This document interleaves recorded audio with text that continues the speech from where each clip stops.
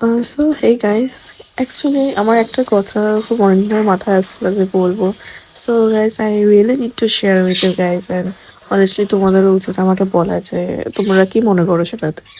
Like যখন তুমি তোমার এরকম একটা জায়গায় আছো, লাইক তোমার আশেপাশে এনভায়রনমেন্ট খুব খারাপ, তখন কি দোষটা কি তোমার হয় যে তুমি খারাপ বলে তুমি ওদের সাথে মিশতে পারছো না?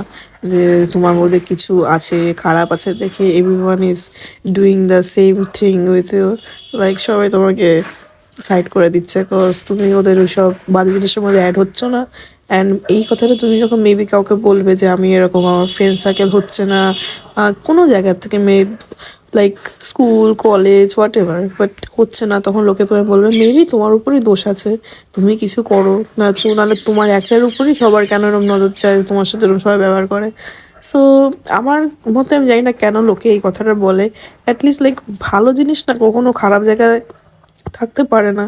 একটা খারাপ জিনিসের সাথে যখন মিশলে পরে একটা জিনিসও খারাপ হয়ে যায়। সো যে ম্যাচিওর সে অবভিয়াসলি সেটা বুঝেই করবে, তার জন্য সে মিশতে চায় না। বাট তার মানে এই না যে তার মধ্যে দোষ আছে, সে মিশতে চায় না বা কিছু। So you guys need to like আমাকে একটুখানি বলবে, হ্যাঁ, যে আমার এই থটটা ঠিক আছে কিনা। And bye bye, love you guys.